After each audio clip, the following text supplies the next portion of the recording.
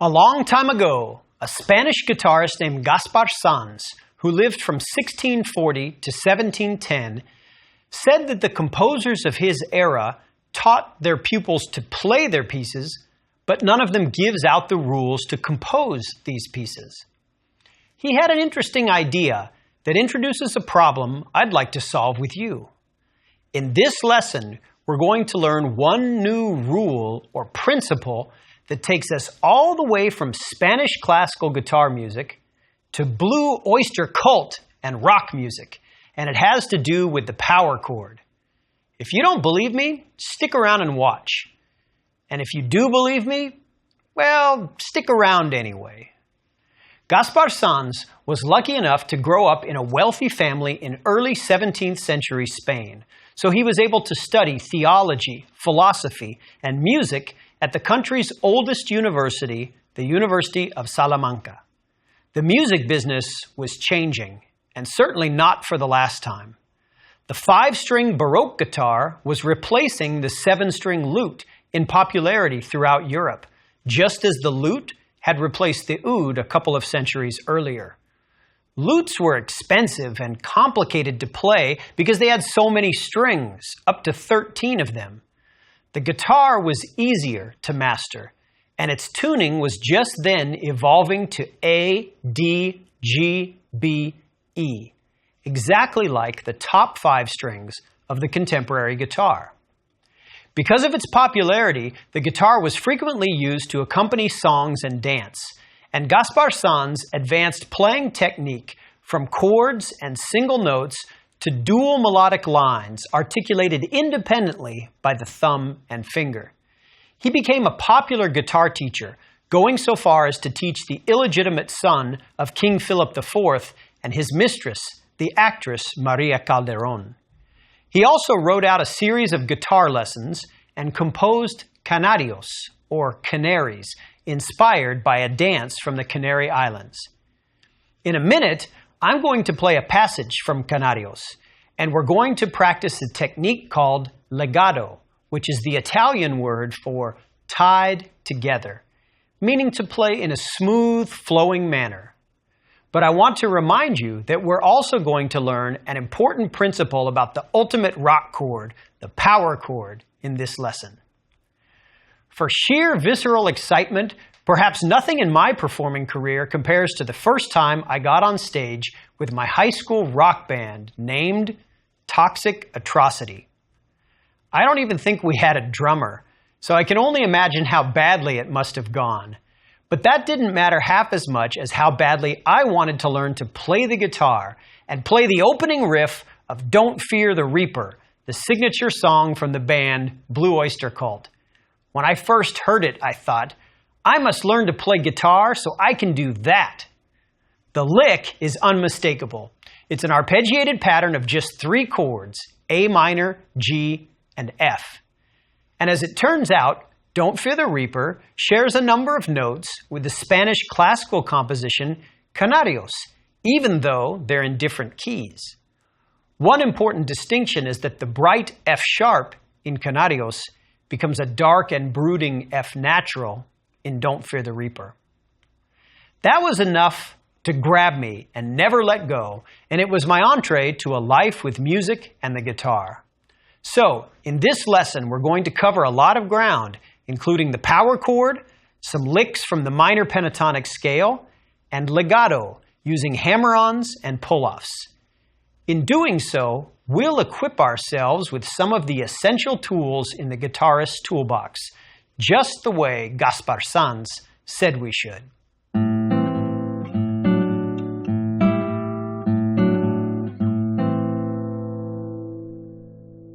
The Romero brothers, Pepe and Celine, are big fans of Gaspar Sanz, and they helped me appreciate the Spanish classical guitar during the years I studied under them in California. You can find recordings of Sanz's music by each of them, including Canarios as played by Pepe. Now, as guitarists, we can pluck every note we play. But sometimes we want a more flowing sound.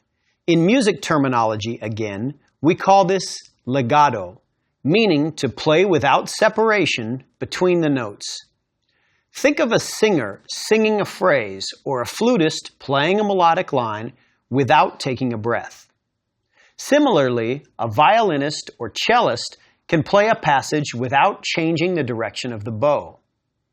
We accomplish the legato sound on the guitar through what are known as hammer-ons and pull-offs. The idea is just like it sounds. A hammer-on requires a left-hand finger to hammer or strike the string on the fretboard, producing the desired musical note without plucking the string with the right hand. A pull-off is just the opposite. While the previous note you've played is still ringing, you pull off the string with the pad of the fretting finger to sound a new note. Either way, a finger on our left hand articulates the note without any help from the right hand. The result of either a hammer-on or a pull-off is known as a slur. So let's listen to an excerpt from Gaspar Sanz's composition, Canarios. To play this piece, I must tune the low E string down to D.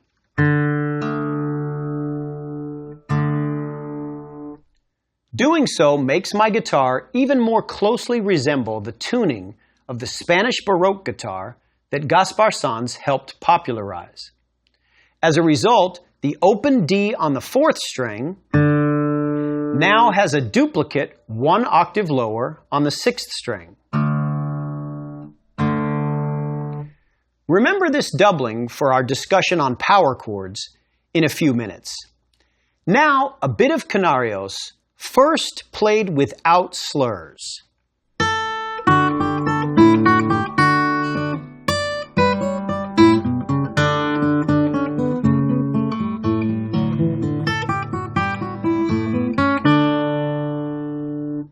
And now with slurs.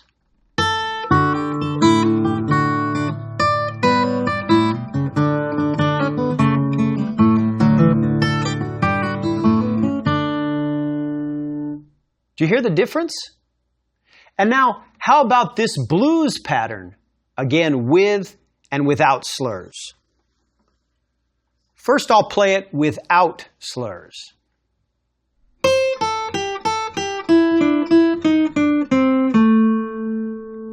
And now with slurs.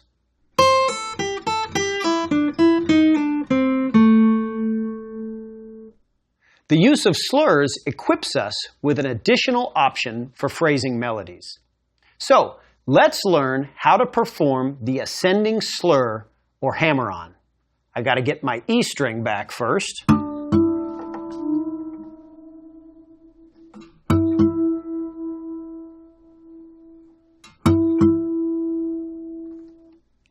Start with your first finger on the 6th string, 5th fret. Now, play the next fret on the string with your 2nd finger and notice how my finger moves. The finger snaps down on the string with a quick, accurate motion. You don't want to take a big wind-up. It's unnecessary, and you risk missing the string. In the 1960s, the martial artist and actor Bruce Lee popularized a technique called the 1-inch punch, where he would easily knock down an opponent without pulling his fist back. Although we don't encourage any fighting here, the idea behind the slur is the same. It's a quick, accurate, forceful motion. Keep your finger curled through all the joints and play with the tip. Straightening your finger causes you to lose power instantly. Think about rock climbing. If you're holding on to something, you want to keep your fingers curled. No one would hold on to themselves on a cliff with their fingers like this. Curled on the tips. That's how you maintain your power. Now, let's try that 1-2 slur on each string, 6, 5, 4, 3, 2, 1.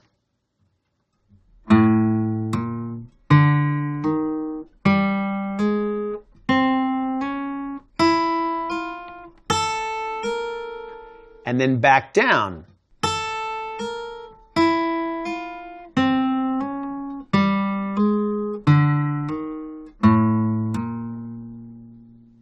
Now, try a 2 to 3 ascending slur. This is more challenging because we're taking our first finger out of the equation. I'll do it on each string.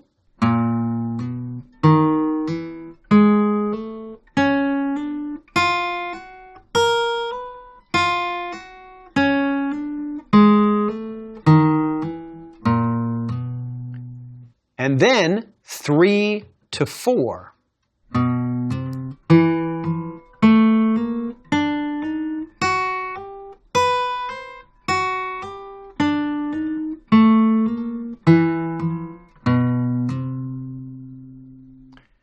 You can also add the combinations 2, 4,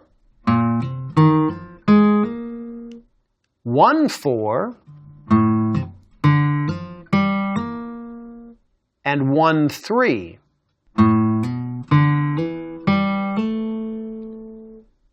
I recommend that you play each of these through all 6 strings for a great left-hand workout.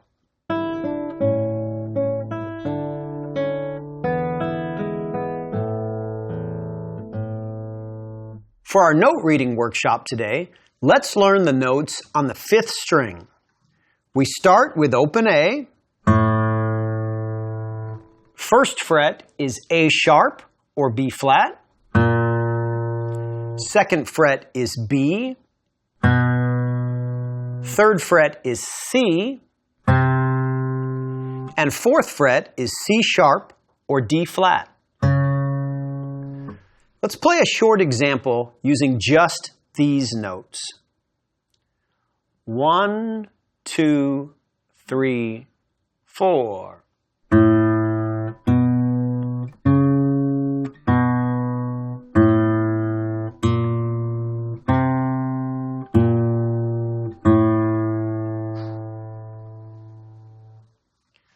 The next example uses notes on the 5th and 4th strings along with the open G 3rd string. Once again, I'm using the key signature for D major, which tells us that every F and C on the staff should be sharped or raised 1 fret. Follow the left-hand fingerings that I've included to help you out. 1, 2, 3.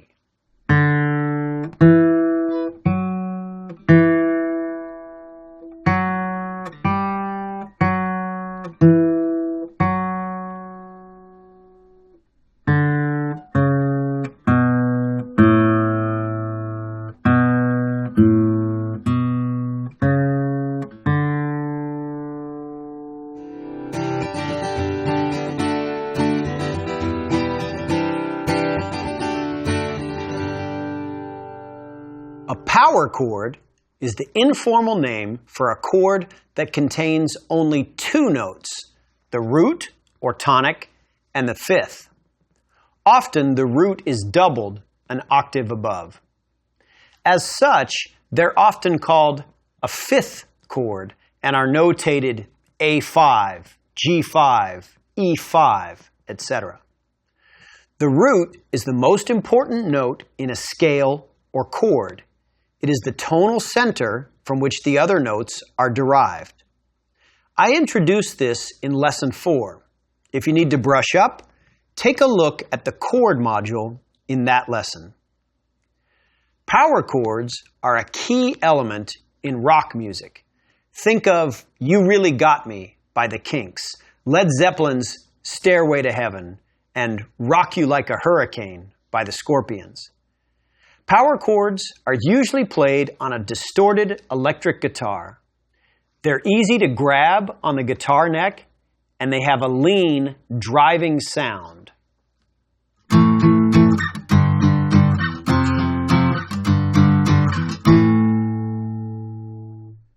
The word power refers not only to the simplicity, but also to the focused sound derived from the doubling of the octave.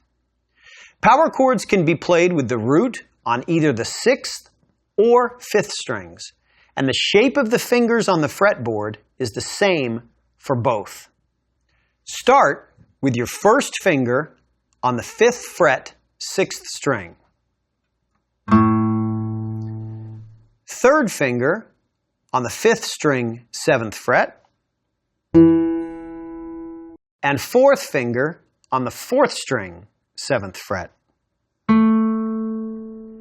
And then strum just those 3 strings together.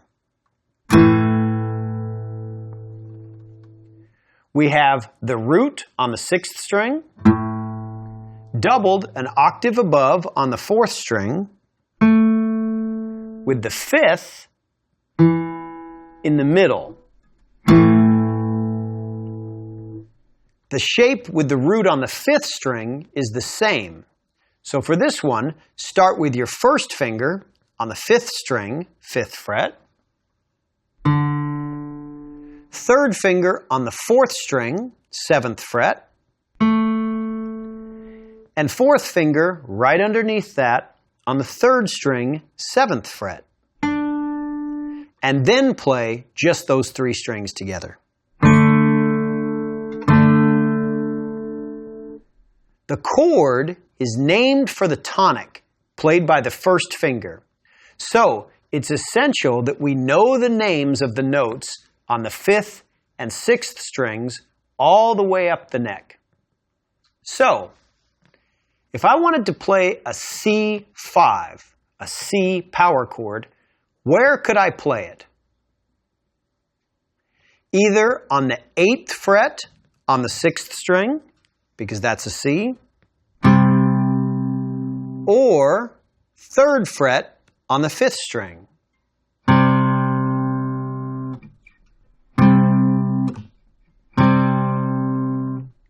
Now, what about G5? Either 3rd fret on the 6th string or 10th fret on the 5th string. The beauty of power chords is that they're easy to move around. Unlike the open chords we've learned previously, where we have to constantly change fingerings, power chords are easy to slide up and down the neck.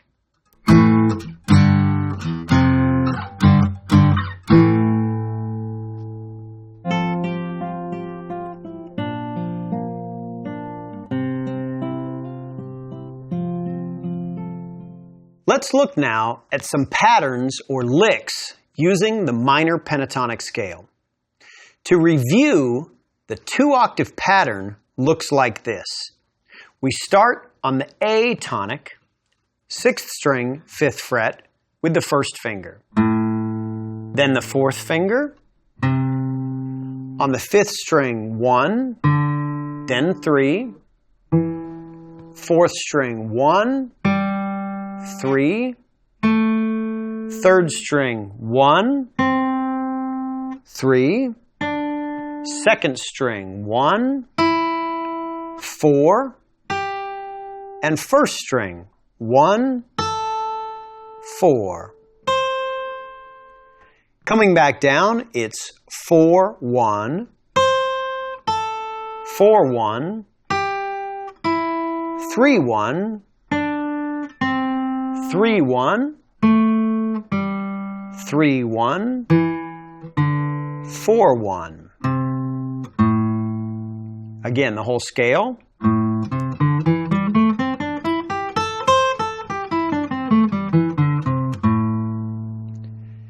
And now, some licks using this minor pentatonic scale. I'm going to demonstrate them in the key of A minor with the root at the 5th fret. But you can also try them in different keys by starting on a different tonic note. Here's the first example. Starts at the highest note of the scale and then comes down. I'll play it once slowly.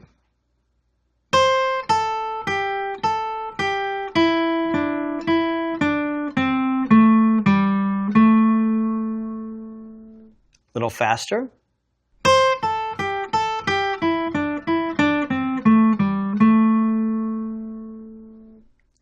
Our second example starts on the lowest note of the scale and goes up.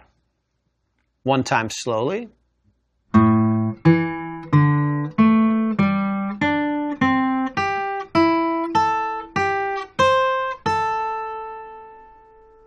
Now a little faster.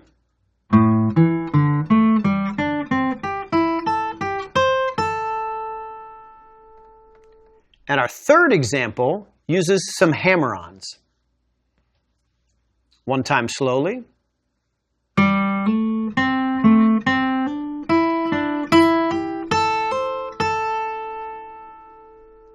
Little faster.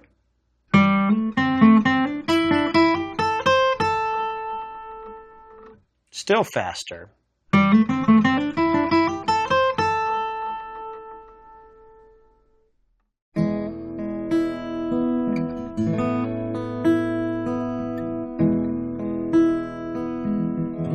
Let's try a little tune that incorporates everything we've learned.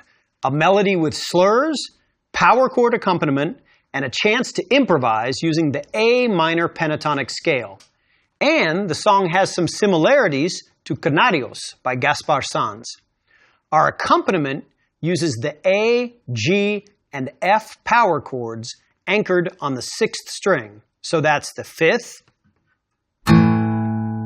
3rd, and 1st frets. Our strumming pattern for each measure is 2/8 quarter, 2/8 quarter. So that's 1 and 2, 3 and 4. Sounds like this.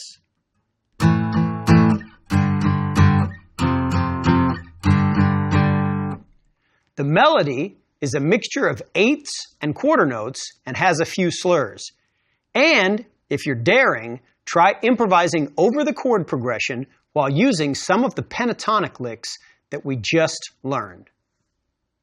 I've got Art out here with me. We're going to play through this thing for you. We'll start playing the chords together, then I'll play the melody, then I'll do a little improvising on the A minor pentatonic scale, and then we'll end with the chords together. Ready to do this thing, Art? Let's do it. All right. 1, 2, ready, go.